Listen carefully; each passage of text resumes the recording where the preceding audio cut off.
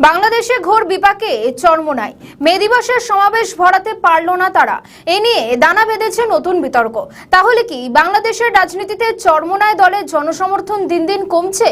ভবিষ্যতে কি শূন্যে এসে ঠেকবে তাদের জনসমর্থন? ইঙ্গিত কিন্তু এখান থেকেই কিছুটা হলেও পাওয়া যাচ্ছে।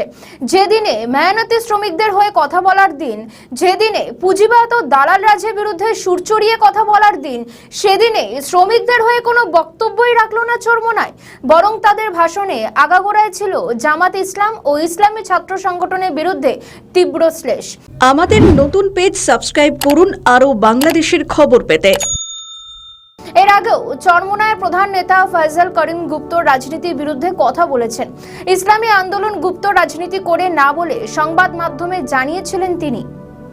ইসলামী আন্দোলন বাংলাদেশ জোটে ছিল ইসলামের জন্য, বের হয়েছে ইসলামের জন্য।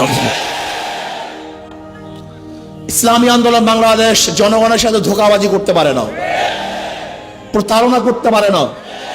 ইসলামী আন্দোলন বাংলাদেশ গুপ্ত রাজনীতি করে না। ইসলামী আন্দোলন বাংলাদেশ যা মুখে বলে বাস্তবে তাই করে। নিজেও তার দল সবসময় ইসলামের আদর্শ অনুপ্রাণিত, এমনটা আগেও বলেছেন তিনি। জামাত ইসলামের আমির ডক্টর শফিকুর রহমানের উদ্দেশ্যে তিনি বলেন, আপনার পরিবারের কতজন সদস্য মুক্তিযোদ্ধা ছিলেন সেটা স্পষ্ট করে বলুন। তারা কোথায় কোথায় যুদ্ধ করেছে বা তাদের মধ্যে কে কে শহীদ হয়েছে তাও স্পষ্ট করে বলুন। রাজনৈতিক বিশ্লেষকদের মতে বাংলাদেশ যখন জ্বালানি, গ্যাস, বিদ্যুতের মতো সমস্যায় খাবি খাচ্ছে, তখন ফয়সাল করিমের মাথা ব্যথা শফিকুর রহমানকে নিয়ে। নিজেদের দল যে ক্রমশ জনবিচ্ছিন্ন হয়ে যাচ্ছে, সেদিকে কোনো লক্ষ্যই নেই চরমোনাই পীরের। যত বিরোধ সব জামাতের সঙ্গে। কেন এত বিরোধ জামাতের সঙ্গে? সূত্রের খবর, ভোটের ভরাডুবির পরে চরমোনাইয়ের দল ক্রমশ ভাঙছে। দলের তৃণমূল স্তরে কোনো কর্মী তাদের সঙ্গে নেই। এই অবস্থায় কি করে আগামী দিনে সমর্থন পাবে চরমোনাই? আর এখানেই মোক্ষম চাল চালছে বিএনপি। সূত্রের খবর, বিএনপি কি তলে তলে চরমোনাই থেকে কর্মী ভাঙাতে চাইছে? অনেকে এও বলছেন যে বিএনপির বি টিম হয়ে কাজ করছে চরমোনাই।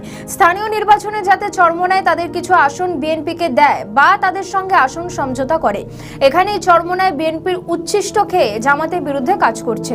বিএনপি সুকৌশলে চরমোনাইকে জামাতের বিরুদ্ধে লেলিয়ে দিচ্ছে। আর সেই টোপ দিব্যি খেয়েও নিয়েছে তারা।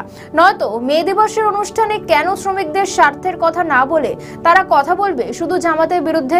রাজনৈতিক বিশ্লেষকদের মতে চরমোনাই এই সস্তার রাজনীতি আদতে তাদেরকেই ডোবাচ্ছে। চরমোনাই যে এখন একটি ফালতু দলে পরিণত হয়েছে তা তাদের কর্মী সমর্থকদের কাছে স্পষ্ট। সে কারণেই দল থেকে দূরত্ব বাড়াচ্ছেন কর্মীরা।